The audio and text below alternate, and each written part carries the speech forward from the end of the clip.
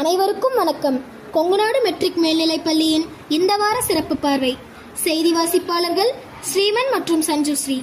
கர்ணனுக்கு பின் கொடையும் இல்லை, கார்த்திகைக்கு பின் மழையும் இல்லை, காமராசருக்கு பின் அணையும் இல்லை என்பதற்கிணங்க கல்வி கண் திறந்த வள்ளல் காமராசரின் கல்வி திட்டங்கள் ஏராளம். அப்படிப்பட்ட காமராசரின் பிறந்த நாளை எம் பள்ளியில் வெகு விமர்சையாக ஜூலை 15ஆம் நாள் திங்களன்று கொண்டாடினோம். அன்று கல்வி வளர்ச்சி நாள் என்பதை நினைவூட்டும் விதமாக கல்வியில் எந்த அளவு முன்னேற்றம் அடைந்துள்ளோம் என்பதை விளக்கும் வகையில் காமராசரால் கல்வி வளர்ந்தது போல் எம் கொங்குநாடு பள்ளியும் இந்த கிராமத்து சூழலில் நகரம் போன்று மெருகேறியுள்ளது என்றால் அது மிகையாகாது. நாமக்கல் மாவட்டத்திலேயே ஆங்கில வழிக்கல்வியில் மிகச் சிறந்து விளங்கும் கல்வி நிலையம் எம் கொங்குநாடு பள்ளிதான் என்பதை விளக்கும் வகையில் பள்ளியின் வளர்ச்சியினையும் நிர்வாகத் திறனையும் எடுத்து கூறி அழகாக உரையாற்றினர் எம் கொங்குநாட்டு மாணவ செல்வங்கள். இன்று சிறியவர் முதல் பெரியவர் வரை அனைவரும் பயன்படுத்துவது கைபேசியே. யாரை வேண்டுமானாலும் பிரிந்திருந்து விடலாம் கைபேசியை தவிர என்கிற நிலைக்கு வந்துவிட்டனர் மக்கள். இதில் கைபேசியில் உள்ள நன்மைகளை பற்றியும் தீமைகளை பற்றியும் பட்டிமன்ற நிகழ்ச்சியினை அழகாக அரங்கேற்றினர் எம் கொங்குநாட்டு பள்ளியின் 9ஆம் வகுப்பு மாணவ மாணவிகள். இதன் மூலம் தேவைக்கு மட்டுமே கைபேசியை பயன்படுத்த வேண்டும் என்ற விழிப்புணர்வை மாணவர்களுக்கு ஏற்படுத்தும் விதமாக இப்பட்டிமன்றம் அழகாக நடந்து முடிந்தது. வீட்டை விட்டு நாட்டை காக்கும் இராணுவ வீரர்களை போற்றுவது போல் எம் கொங்குநாடு பள்ளியில் உள்ள விடுதி ஆசிரியர்களையும் மாணவர்களையும் உற்சாகப்படுத்தும் விதமாக சேலத்தில் உள்ள திரையரங்கிற்கு கல்கி படம் பார்க்க அழைத்துச் சென்றனர்.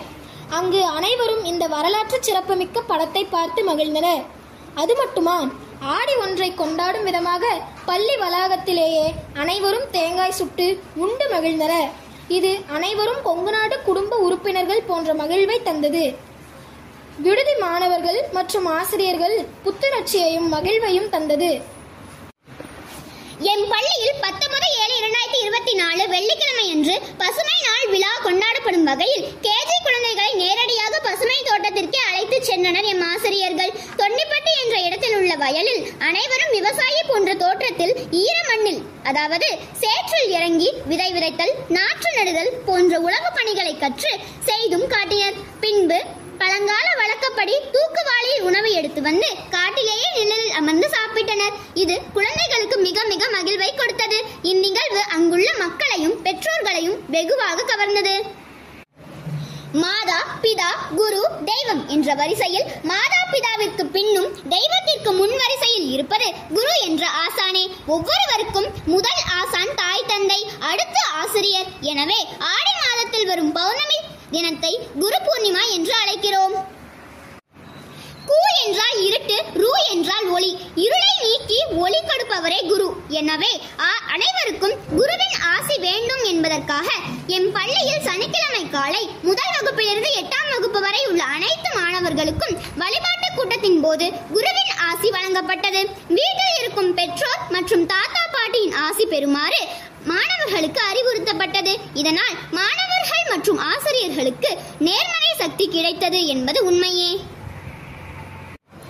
மேலும் எம் செய்திகளை அறிந்து கொள்ள தொடர்ந்து இணைந்திருங்கள் கொங்குநாடு மெட்ரிக் நியூஸ் எக்ஸ்பிரஸ் உடன். நன்றி, வணக்கம். வீடியோ பாருங்க, மறக்காம சப்ஸ்கிரைப் பண்ணுங்க.